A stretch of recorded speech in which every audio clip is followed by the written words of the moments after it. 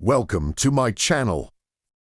যখন একজন মহাবীরের বিজয়ের পর সবাই ভাবছিল শান্তি ফিরে এসেছে, ঠিক তখনই কিন্তু অন্ধকারের গভীরে একটা নতুন ষড়যন্ত্র দানা বাঁধছিল।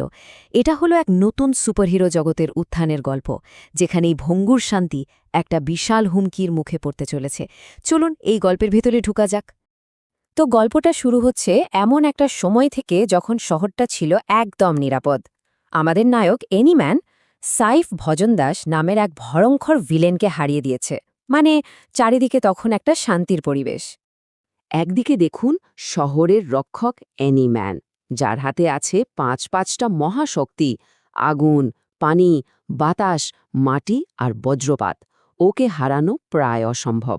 আর অন্যদিকে এক হাইটেক জেলে এনার্জি শিল্ডের ভেতরে বন্দী হয়ে আছে সেই পরাজিত ভিলেন সাইফ ভজনদাস। দেখে তো মনে হচ্ছিল সবকিছু একদম কন্ট্রোলে আছে। কিন্তু ভাবার বিষয় হলো, এই শান্তি আসলে কতদিন টিকবে? যখন অন্ধকারকে শুধু বন্দি করে রাখা হয়, পুরোপুরি ধ্বংস করা হয় না, তখন কি সত্যি নিশ্চিন্তে থাকা যায়? আর ঠিক এইখানেই কিন্তু গল্পটা একটা বড় মোড় নেয়। যখন শহরের সবাই শান্তিতে ঘুমাচ্ছে, ঠিক তখনই অন্ধকারের আড়ালে একটা নতুন জোট তৈরি হচ্ছিল।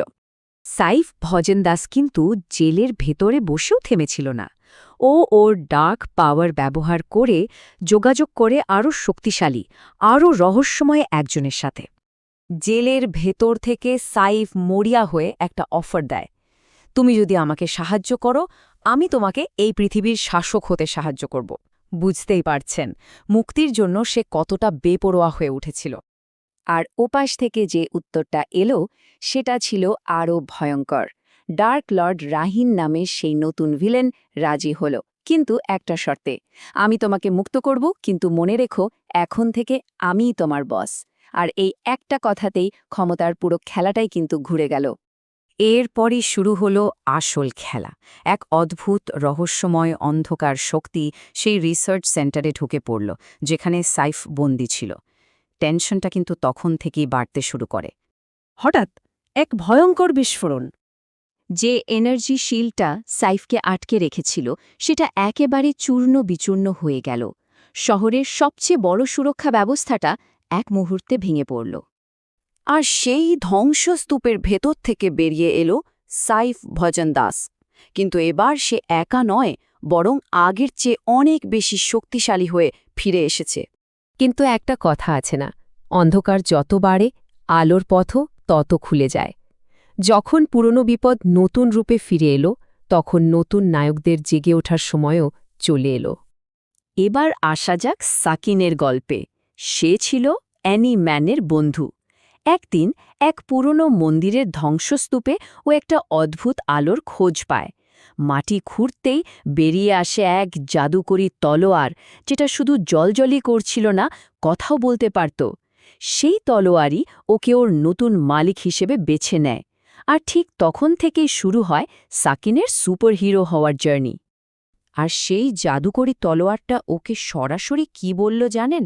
বলল, সাকিন, আমি তোমাকেই বেছে নিয়েছি। ভাবুন তো একবার, এই একটা কথাই ওর জীবনটা পুরোপুরি বদলে দিল। তো এই সোর্ডের সাথে সাথে সাকিন কিছু অসাধারণ ক্ষমতা পেল, যেমন একটা এনার্জি ব্লেড, অবিশ্বাস্য সুপার স্পিড আর একটা দারুণ শক্তিশালী এনার্জি শিল্ড। মানে সে এখন শহরের নতুন রক্ষক হওয়ার জন্য পুরোপুরি তৈরি। কিন্তু গল্পটা শুধু এখানেই শেষ না। ঠিক যে মুহূর্তে সাইফ পালাচ্ছিল, সেই বিস্ফোরণের এনার্জি শহরের আরেক প্রান্তে এক বিজ্ঞানীর ল্যাবে গিয়ে পৌঁছায়। রিয়াদ নামে সেই বিজ্ঞানী তার এনার্জি করে একটা অদ্ভুতরে পরিবর্তন লক্ষ্য করে। এবং ঠিক একই সময়ে আরিন নামের আরেক রহস্যময় ছেলে তার অদ্ভুত লকেটের ভেতর থেকে এক অজানা শক্তিকে জেগে উঠতে অনুভব করে। মানে এই মহাবিশ্বে আরও অনেক নায়ক লুকিয়ে আছে, যারা হয়তো নিজেরাও জানে না তাদের আসল ক্ষমতা কী। তো এবার সময় প্রথম বড় লড়াইটার, যখন নায়ক আর ভিলেনদের পথ শেষমেশ এক জায়গায় এসে মিলে যায়। এবার লড়াইটা কিন্তু একেবারে মুখোমুখি।